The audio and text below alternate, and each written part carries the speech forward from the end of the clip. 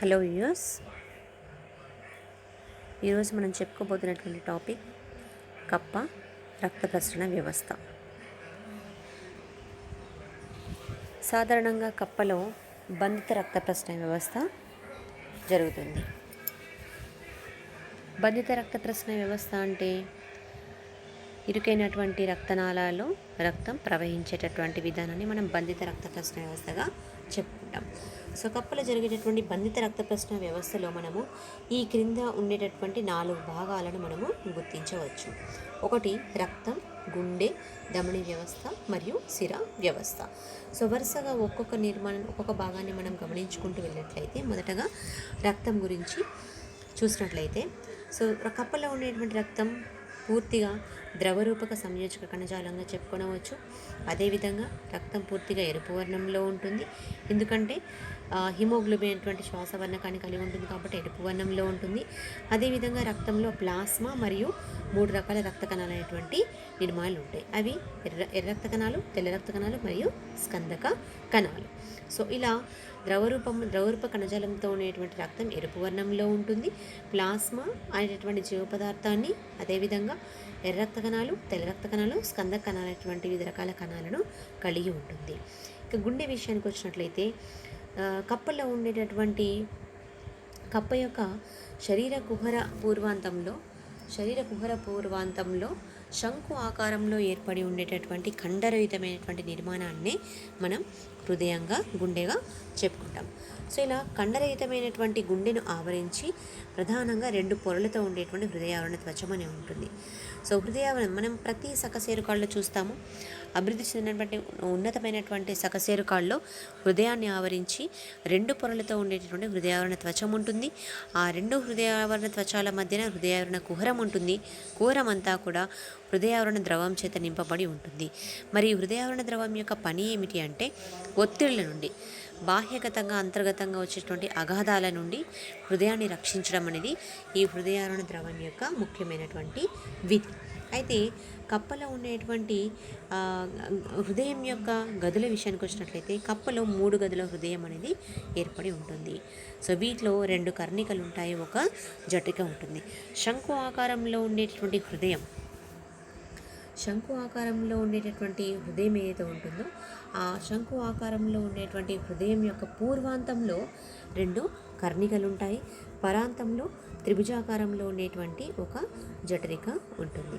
So ఇక్కడ ప్రధానమైనటువంటి 3 గదులే కాకుండా అదనంగా ఉండేటువంటి 2 గదులను కూడా మనం ఇందులో గుర్తించవచ్చు. ఒకటి శిరాసరణి, మరొకటి మూల మహాధమని. ఒకటి శిరాసరణి, మరొకటి మూల మహాధమని. ఇక్కడ మీకు పృష్ఠభాగంలో హృదయం యొక్క పృష్ఠభాగాన్ని మీరు గమనిస్తున్నట్లయితే త్రికోణాకారంలో ఉండేటువంటి, త్రిభుజాకారంలో ఉండేటటువంటి శిరాసరణి అనేటువంటి నిర్మాణాన్ని మనం ఇక్కడ గుర్తించవచ్చు.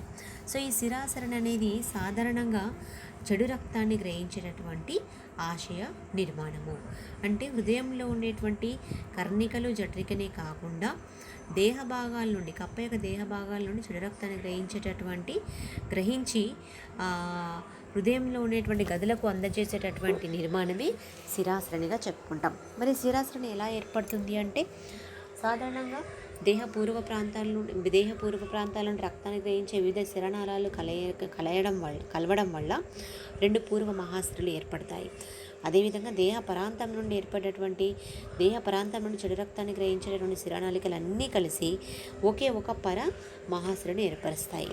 2 పూర్వ మహాశిరలు, ఒక పర మహాశిర కలుసుకొని ఈ శిరాసరణిని ఏర్పరుస్తాయి. ఈ శిరాసరణి హృదయం యొక్క పృష్ఠ ప్రాంతంలో త్రిభుజాకారంలో ఏర్పడి ఉండేటటువంటి నిర్మాణంగా ఉంటుంది.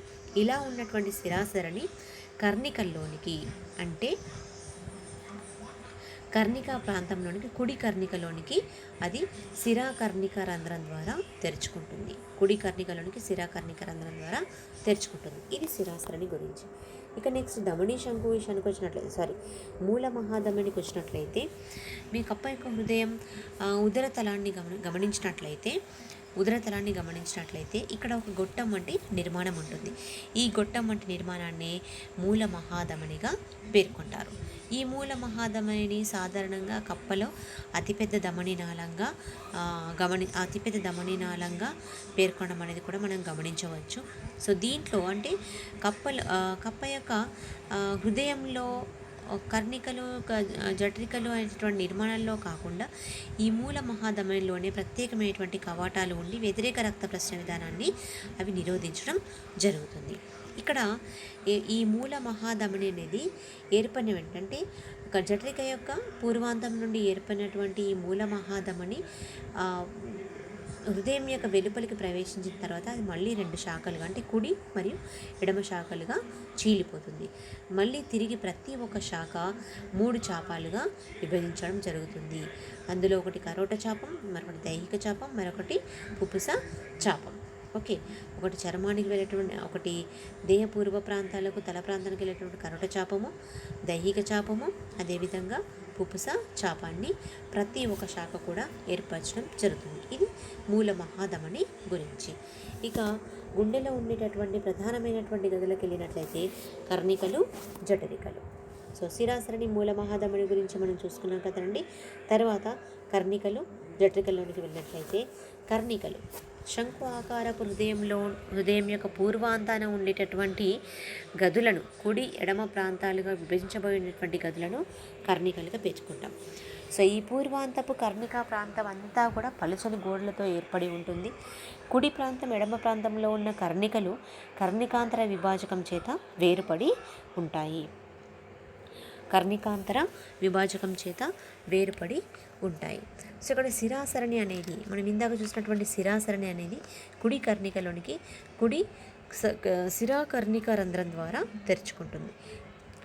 ఈ శిరాకర్ణిక రంధ్రం వద్ద కూడా 2 శిరాకర్ణిక కవాటాలు ఏర్పడి ఉంటాయి. అదేవిధంగా ఎడమ కర్ణికను చూసినట్లయితే ఎడమ కర్ణికలోనికి కూడా ఒక ఐక్య పుపుస మహాశిర అనేది తెరుచుకోవడం జరుగుతుంది. ఐక్య పుపుస మహాశిర అనేది తెరుచుకోవడం జరుగుతుంది. ఈ ఐక్య పుపుస మహాశిర తెరుచుకునే రంధ్రం వద్ద కూడా 2 కవాటాలు ఏర్పడి ఉంటాయి. మీరు ఇక్కడ గమనించినట్లయితే పృష్ఠ ప్రాంతంలో ఉండేటువంటి హృదయం నిర్మాణం గమనించినట్లయితే మనకు పూర్వాంతంలో అంటే ఎడమ కర్ణికలోనికి ఏం తెరుచుకుంటుంది, అక్కడ పుపుస శిర అనేది తెరుచుకుంటుంది. అంటే బయట నుండి 2 ఊపిరితిత్తులలో వచ్చినటువంటి పుపుస నాళాలు 2 కూడా హృదయం దగ్గరికి రాగానే ఒకే ఒక నాళంగా ఏర్పడి ఐక్య పుపుసను ఏర్పరుస్తాయి. ఐక్య పుపుస శిర ఎడమ కర్ణికలోనికి తెరుచుకోవడం జరుగుతుంది. ఇది కర్ణికలు. సో హృదయ పూర్వాంతంలో ఉండేటటువంటి ప్రాంతాన్ని కర్ణికా ప్రాంతం అంటున్నాం. ఇది 2గా విభజించడం వల్ల మనకు కుడి కర్ణిక, ఎడమ కర్ణికగా ఏర్పడతాయి. ఈ 2 కర్ణికలు కూడా కర్ణికాంతర విభాజకం చేత విభజించబడి ఉంటాయి. కర్ణిక గోడలు పలచగా ఏర్పడి ఉంటాయి. అదేవిధంగా కుడి కర్ణికలోనికి శిరాసరణి తెరుచుకొని ఉంటుంది. ఎడమ కర్ణికలోనికి పుపుస ఐక్య పుపుస శిర తెరుచుకోబడి మంచి రక్తాన్ని పంపిణీ చేస్తుంది. కుడి కర్ణికలోనికి శిరాసరణి చెడు రక్తాన్ని పంపిణీ చేస్తుంది. ఇక జఠరిక విషయానికి వచ్చినట్లయితే జఠరిక అనేది హృదయం యొక్క పరాంతాన ఉండేటటువంటి త్రిభుజాకారపు నిర్మాణం. సో ఈ జఠరిక కర్ణికల చేత అంటే పూర్వాంతంలో ఉన్న కర్ణికల చేత కర్ణిక జఠరికాంతర విభాజకం చేత వేరుపడి ఉంటుంది. ప్రతి కర్ణిక జఠరికలోనికి కర్ణిక జఠరిక రంధ్రాల ద్వారా తెరుచుకుంటుంది. సో ఈ 2 రంధ్రాల వద్ద కూడా కవాటాలు అనేటివి ఉంటాయి. కర్ణిక జఠరిక కవాటాలు అనేటివి ఉండి ఈ కవాటాలు జఠరికల్లో ఉండేటటువంటి స్నాయురజ్జువులు అంటే సాధారణంగా మనం అనుకున్నాం కప్ప యొక్క హృదయం కండర నిర్మితం అని. ఈ జఠరికల్లో ఉండేటువంటి కండరాలు కొన్ని స్నాయురజ్జువులుగా ఏర్పడతాయి. సో ఈ స్నాయురజ్జువులతో కర్ణిక జఠరిక రంధ్రాల వద్ద ఉండేటువంటి కవాటాలు కలుసుకోబడి అతకబడి ఏర్పడి ఉంటాయి. ఇక్కడ కర్ణిక జఠరిక కవాటపు స్వేచ్ఛ భాగాలు కూడా జఠరిక కుహరంలోనికి వేలాడుతూ ఉంటాయి. మరి ఇలా ఉండేటువంటి కవాటాలు రక్తాన్ని కర్ణికలు అంటే ఈ స్నాయు రజ్జులతో తొక్కబడినటువంటి కవాటాలు కావచ్చు, లోపలికి వేలాడుతున్నటువంటి కవాటాలు కావచ్చు, కర్ణికల నుండి రక్తం జఠరికల్లోనికి వచ్చిన తర్వాత మళ్ళీ తిరిగి కర్ణికల్లోనికి ప్రయాణించకుండా ఈ కవాటాలు అనేటువంటివి ఉపయోగపడుతూ ఉంటాయి. ఇవి కూడా వ్యతిరేక రక్త ప్రసరణను నిరోధించడం జరుగుతుంది. ఇక జఠరిక కుడ్యం అనేది చాలా మందంగా ఉంటుంది. ఇందాక అనుకున్నాం కర్ణికల యొక్క గోడలు చాలా పలచగా ఉంటాయి, కానీ జఠరికలు అనేటువంటివి మందమైనటువంటి కండరాల చేత ఏర్పడి ఉండటం వల్ల వాటి గోడలు మందంగా ఏర్పడి ఉంటాయి. సో ఈ త్రిభుజాకారంలో ఏర్పడి ఉండి అనేకమైనటువంటి ముడతలను లోతలంలో అనేకమైనటువంటి ముడతలను కలిగి ఉంటుంది. సో ఈ జఠరిక లోతలంలో ఉండేటటువంటి ముడతలని మనము త్రాపకాలు లేదా కాలుమ్నే కార్నే అని అంటాము. మీరు ఇక్కడ హృదయం యొక్క అంతర్నిర్మాణాన్ని కనుక పరిశీలించినట్లయితే మీకు ఇక్కడ ఏం కనబడుతున్నాయి? జఠరిక లోతలంలో ఉండేటువంటి అనేకమైనటువంటి త్రాపకాలు కనబడుతున్నాయి. సో ఈ త్రాపకాలను మనం కాలుమ్నే కార్నేగా పేర్కొంటాం. ఇక్కడ జఠరిక కుడితలం నుండి జఠరిక పూర్వాంత కుడి ప్రాంతం నుండి మూల మహాధమని, గొట్టం మాదిరిగా ఉండేటటువంటి మూల మహాధమని అనేది ఏర్పడడం జరుగుతుంది. సో ఇక్కడ మూల మహాధమని యొక్క నిర్మాణాన్ని మనం చూసినట్లయితే ఈ మూల మహాధమని అంటే జఠరిక కుడి పూర్వాంతం నుండి మూల మహాధమని ఏర్పడే ప్రాంతంలో 3 అర్ధచంద్రాకార కవాటాలు ఉంటాయి. మీరు అబ్జర్వ్ చేసినట్లయితే థిక్కిష్ కలర్లో ఉండేటువంటి 3 అర్ధచంద్రాకార కవాటాలు మనము గుర్తించవచ్చు. ఈ 3 అర్ధచంద్రాకార కవాటాలు అనేటువంటివి 3 అర్ధచంద్రాకార కవాటాల ద్వారా జఠరికలో ఉండేటువంటి రక్తం మూల మహాధమనిని చేరి అదేవిధంగా మళ్ళీ తిరిగి వ్యతిరేక ప్రసరణ చెందకుండా ఈ కవాటాలు నిరోధిస్తాయి. మూల మహాధమని ఆధార భాగంలో ఒక సర్పిల కవాటం కూడా ఏర్పడి ఉంటుంది. సో ఈ సర్పిల కవాటం ఒక రిబ్బన్ వంటి ఆకారంలో ఏర్పడి ఉండి మూల మహాధమనిని అది 2గా విభజిస్తుంది, అంటే 2 ప్రాంతాలుగా ఏర్పాటు చేస్తుంది. సో ఈ మూల మహాధమని పృష్ఠకుడ్యం నుండి పొడవుగా వంపు తిరిగి ఏర్పడి ఉంటుంది. సర్పిల కవాటం గుండె నుండి దేహ భాగాలకు ప్రవహించే రక్త ప్రవాహాన్ని నియంత్రించడంలో ముఖ్యమైనటువంటి పాత్ర వహిస్తుంది. అంటే ఈ మూల మహాధమని ఒక ప్రాంతాన్ని విభజించేటటువంటి సర్పిల కవాటము జఠరిక నుండి వచ్చేటటువంటి ఏదైతే రక్తం ఉంటుందో అది దేహ భాగాలకు ప్రవహించేటటువంటి విధానాన్ని నియంత్రించడంలో ఇది ఉపయోగపడుతుంది అని చెప్పుకోవచ్చు. ఇక మూల మహాధమని అనేది గుండెకు యాంత్రిక ఆధారాన్ని కూడా కలగజేస్తుంది. ఇక్కడ సర్పిల కవాటం మూల మహాధమనిలో ఉండేటువంటి సర్పిల కవాటం అనేది 3 అర్ధచంద్రాకార కవాటాలను కలిగి ఉంటుంది. సో ఈ కవాటాలు అనేటువంటివి మూల మహాధమనిని 2 భాగాలుగా విభజిస్తాయి. మనకు కింది ప్రాంతంలో కనబడుతున్నదంతా కూడా పైలాంజ్యం. సర్పిల కవాటం కింది ప్రాంతంలో ఉన్నదంతా కూడా పైలాంజ్యం అంటాం. దీన్నే ధమనీ శంకు అంటాము, లేదా దీన్నే సమీప మూల మహాధమనిగా పేర్కొంటాం, లేదా ఆధార మూల మహాధమని ప్రాంతంగా పేర్కొంటాం. అదేవిధంగా సర్పిల కవాటానికి పైవైపున ఉన్నటువంటి ప్రాంతాన్ని అంతా కూడా సిరాంజియంగా పేర్కొంటాము. దీన్ని మనము దూరస్థ మూల మహాధమని ప్రాంతంగా పేర్కొంటాం, లేదా లశునాకార మహాధమనిగా పేర్కొంటాము. ఇలా సర్పిల కవాటం ఏర్పడటం వల్ల సర్పిల కవాటంలో ఉన్నటువంటి 3 అర్ధచంద్రాకార కవాటాల మూలంగా ధమనీ శంకు ప్రాంతం అనేది ఆధార ప్రాంతంలో సమీప మూల మహాధమని లేదా పైలాంజ్యంగా ఏర్పడుతుంది.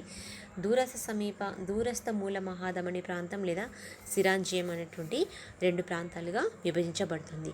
సమీప మూల మహాధమనిలో సర్పిల కవాటం ఏర్పడి ఉంటుంది.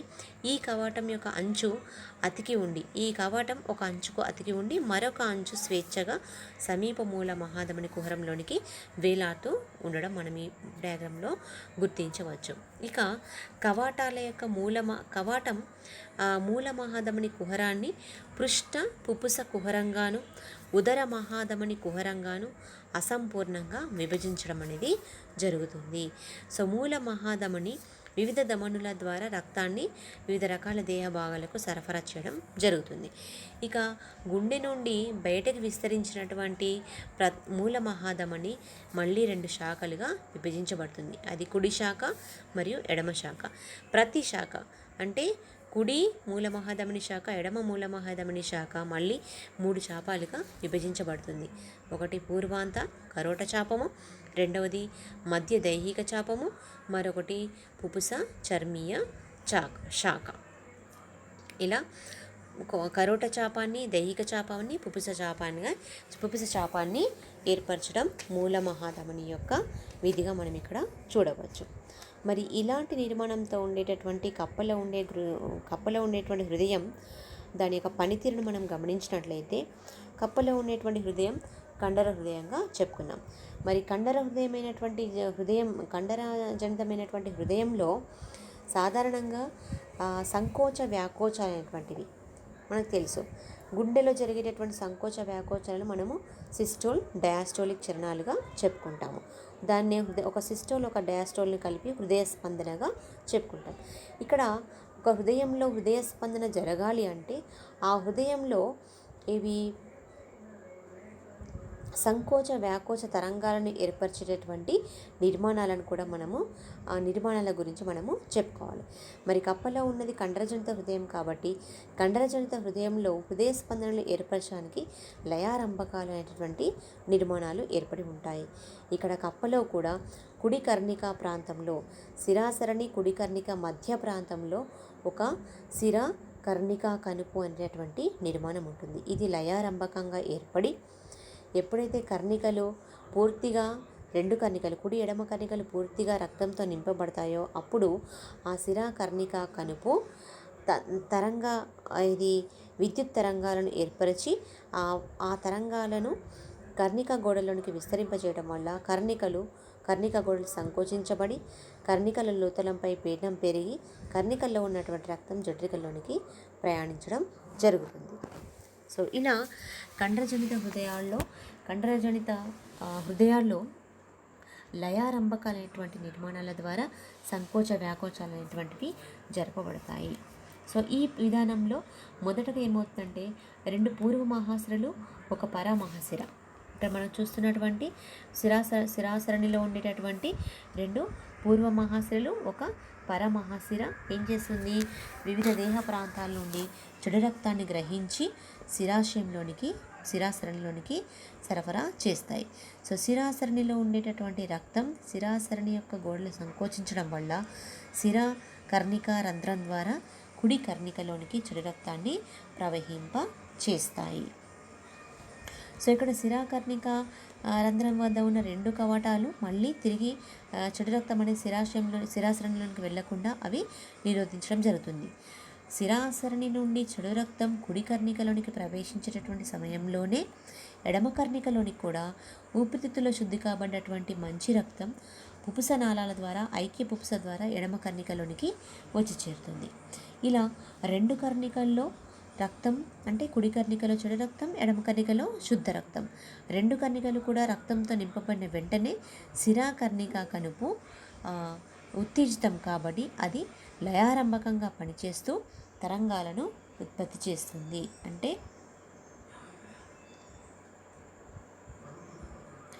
ఈ లయారంభకమైనటువంటి శిరా కర్ణిక కనుపు అనేది విద్యుత్ తరంగాలను ఉత్పత్తి చేయడం వలన అవి ఆ కర్ణిక గోడలోనికి వ్యాపించి కర్ణిక గోడలు సంకోచించేలాగా చేస్తుంది. కర్ణిక గోడలు సంకోచించడం వల్ల కర్ణికల్లో ఉండేటటువంటి రక్తం కర్ణిక జఠరిక రంధ్రాల ద్వారా జఠరికల్లోనికి చేరుతుంది. సో ఇక్కడ జఠరిక గోడలు కూడా సంకోచించడం వల్ల జఠరికల్లో ఉన్నటువంటి రక్తం మూల మహాధమనిలోనికి ప్రవేశిస్తుంది.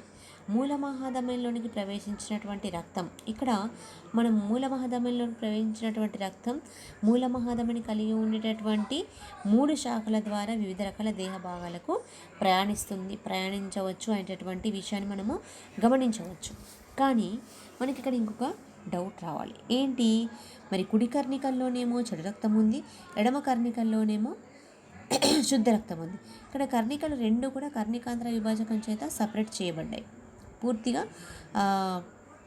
ఒకదాని నుండి ఒకటి వేరుపడ్డాయి. కాబట్టి కర్ణికల్లో 2 రక్తాలు కలుసుకునే అవకాశం లేదు. కానీ జఠరిక విషయానికి వచ్చినట్లయితే కప్పలో ఉండేటటువంటి జఠరికా కుహరం అనేది ఒకే కుహరంగా ఉంటుంది, ఒకే నిర్మాణంగా ఏర్పడి ఉంటుంది. ఇట్లా ఎలాంటి విభాజకాలు లేవు కాబట్టి జఠరికల్లోనికి ఈ 2 రకాల రక్తాలు రావడం వల్ల ఏమవుతుంది, ఈ జఠరికల్లో మిశ్రమ రక్తం ఏర్పడడం అనేది జరుగుతుంది. అయితే కొంతమంది శాస్త్రజ్ఞుల ప్రకారం జఠరిక యొక్క ఎడమ ప్రాంతం పూర్తిగా శుద్ధ రక్తాన్ని కలిగి ఉంటుంది, కుడి ప్రాంతం మలిన రక్తాన్ని కలిగి ఉంటుంది, మధ్య ప్రాంతం మాత్రం మిశ్రమ రక్తాన్ని కలిగి ఉంటుంది.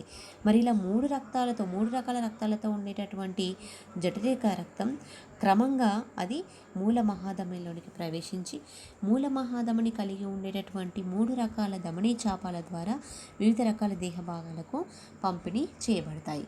ఆ విషయాన్ని మనం క్షుణ్ణంగా చూసినట్లయితే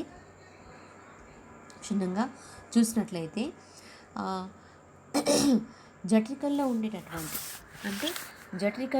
ఉండేటటువంటి మూల మహాధమని ద్వారా ప్రవేశించేటటువంటి రక్తం పుపుస చర్మచాపం ద్వారా చర్మం మరియు ఊపిరితిత్తులకు ప్రయాణిస్తుంది. దైహిక చాపం ద్వారా చలనాంగాలు అంతరంగాలకు ప్రయాణిస్తుంది. కరోట చాపం ద్వారా తల భాగానికి ప్రయాణిస్తుంది. అంటే ఇక్కడ కుడి ప్రాంతంలో ఉండేటటువంటి మలిన రక్తమేమో పుపుస చర్మీయ చాపం ద్వారా చర్మంలోనికి ఊపిరితిత్తులోనికి ప్రవేశించబడి పూర్తిగా శుద్ధి కాబడుతుంది. మిశ్రమ రక్తం ఏదైతే ఉంటుందో అది దైహిక చాపం ద్వారా చలనాంగాలకు మరియు అంతరంగాలకు ప్రయాణించడం జరుగుతుంది, సరఫరా కావడం జరుగుతుంది. ఇక ఎడమ ప్రాంతంలో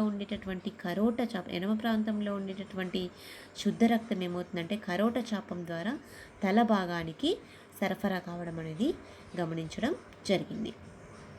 సో ఇది మూల మహాధమని ద్వారా 3 రకాల రక్తాలు మూల మహాధమని శాఖలైనటువంటి పుపుస చర్మచాపం, దైహిక చాపం, కరోట చాపం ద్వారా దేహంలో ఉండేటువంటి వివిధ ప్రాంతాలకు సరఫరా చెందేటటువంటి విధానం. సో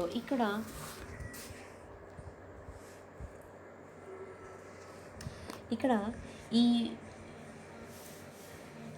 మిశ్రమ రక్తం అనేది జఠరికల్లో ఉండేటువంటి మిశ్రమ రక్తం అనేది దేహ భాగాల్లోనికి పంపిణీ చెందేటటువంటి విధానం పైన కొంతమంది శాస్త్రవేత్తలు వారి యొక్క సిద్ధాంతాలను వివరించడం జరిగింది. దీంట్లో ప్రధానమైన సిద్ధాంతాలు 2: సాంప్రదాయక సిద్ధాంతం, మరొకటి ఆధునిక సిద్ధాంతం. అయితే ఆధునిక సిద్ధాంతం అనేటటువంటి సిద్ధాంతాన్ని ఫ్యాక్సన్ మరియు వెల్ అనేటువంటి శాస్త్రవేత్తలు ప్రతిపాదించడం జరిగింది. సో ఈ సిద్ధాంతం ప్రకారం జఠరికలో పూర్తిగా రక్తం కలియబడి మిశ్రమ రక్తంగా ఏర్పడుతుంది. ఇదే మిశ్రమ రక్తం 3 ధమనీ చాపల్లోనికి ప్రవేశిస్తుంది అని, ఇలా ప్రవేశించినటువంటి ధమనీ చాపల్లోనికి ప్రవేశించినటువంటి మిశ్రమ రక్తమే మిగతా అన్ని దేహ భాగాలకు కూడా సరఫరా కాబడుతుందని ప్రయోగాత్మకంగా ఫ్యాక్సన్ మరియు వెల్ అనేటువంటి శాస్త్రవేత్తలు వివరించడం జరిగింది. సో వీరు వివరించినటువంటి సిద్ధాంతాన్ని మనము ఆధునిక సిద్ధాంతంగా పేర్కొనడం జరుగుతుంది. కాబట్టి ఈ సిద్ధాంతాన్ని ఆమోదయోగ్యంగా ఉంది. కాబట్టి కప్పలో హృదయాన్ని చేరినటువంటి 2 రకాల రక్తాలు కూడా దేహ భాగాలకు చేరేటటువంటి విధానాన్ని మనము ఆధునిక సిద్ధాంతం ద్వారా అధ్యయనం చేయడం జరుగుతుంది. సో ఇది కప్పలో ఉండేటటువంటి రక్త ప్రసరణ విధానము. Thank you.